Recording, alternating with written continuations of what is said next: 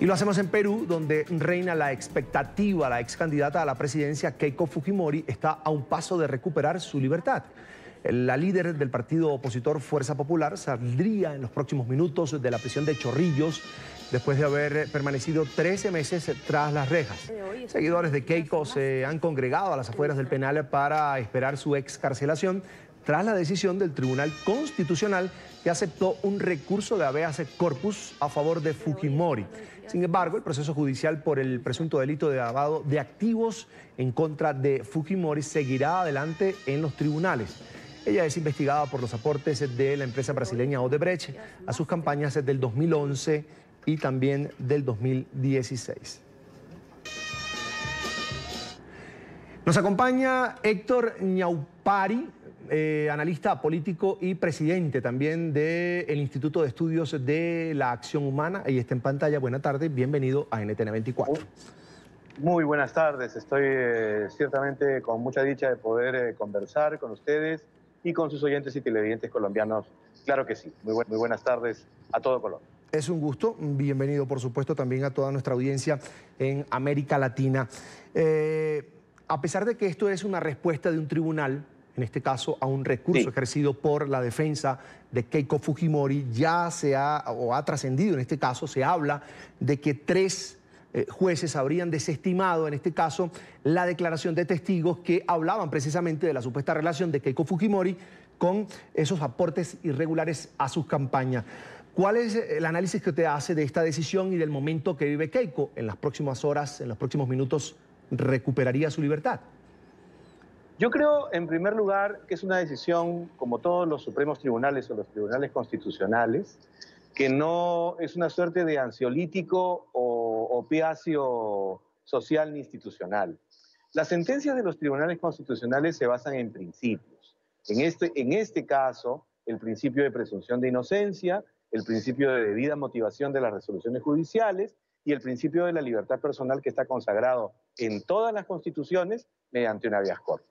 Aquí, en el Perú, las sentencias, sobre todo las del Tribunal Constitucional, no tienen una preferencia política. La preferencia política es otra discusión de naturaleza constitucional.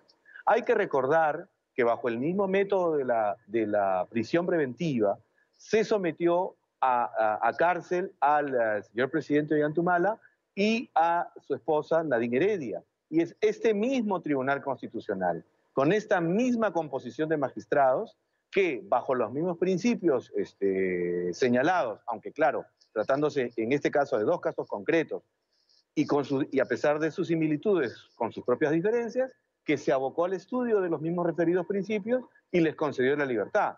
Pero no los ha exculpado, como no ha exculpado a la candidata Keiko Fujimori o a la lideresa de Fuerza Popular.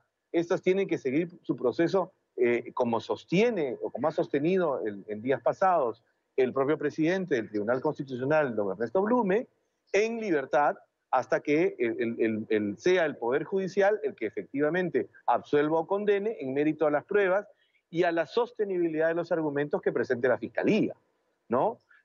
Aquí de lo que debemos tener es considerar que las sentencias de los tribunales constitucionales se deben respetar, nos gusten o no nos gusten los involucrados, o los agraviados, o los inculpados que están solicitando efectivamente su habeas corpus, ¿no?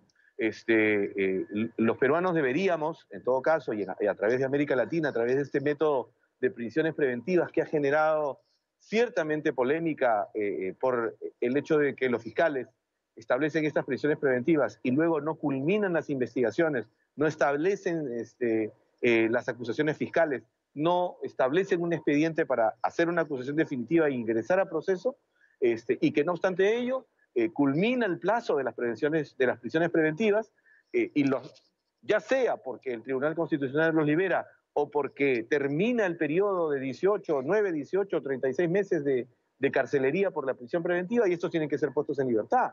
Y con independencia de la persona que se trate, existe la presunción de inocencia.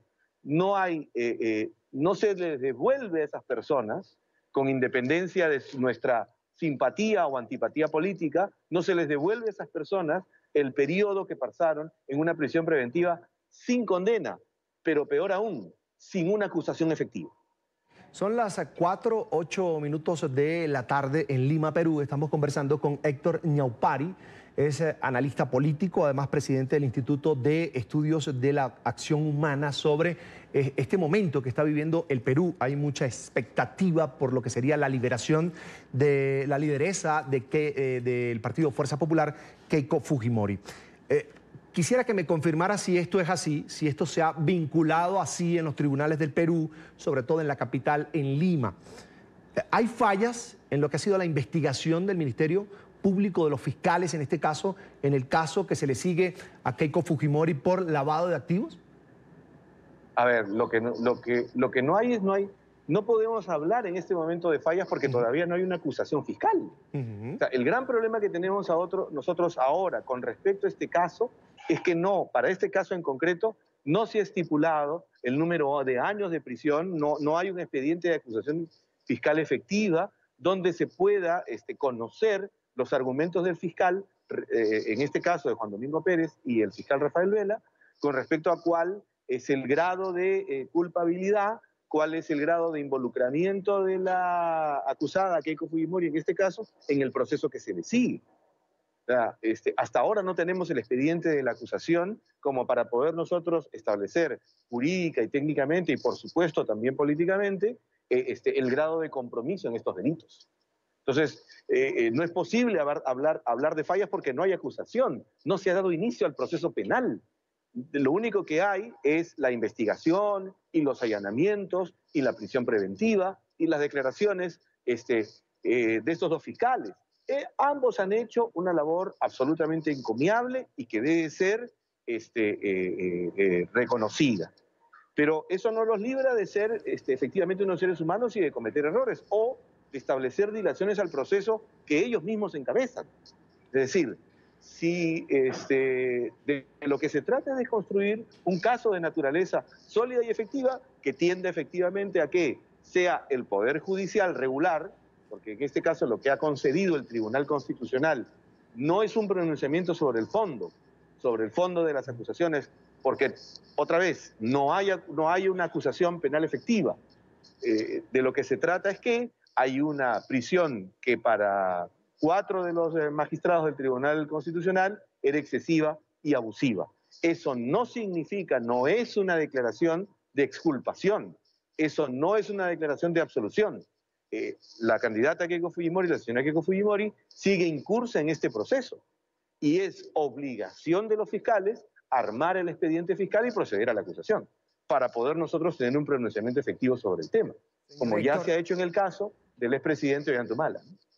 Desde que inició el proceso en contra de Keiko Fujimori, siempre la propia Keiko Fujimori, su defensa, su partido, Fuerza Popular, han denunciado un complot en contra de ella, incluso de los jueces y de los fiscales que han manejado su caso.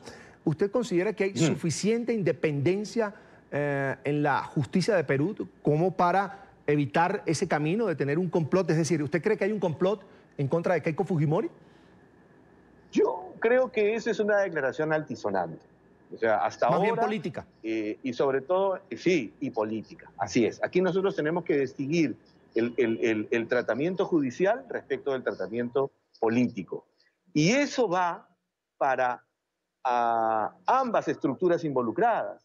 En el Poder Judicial, lo correcto y lo apropiado es que los jueces hablen a partir de sus sentencias.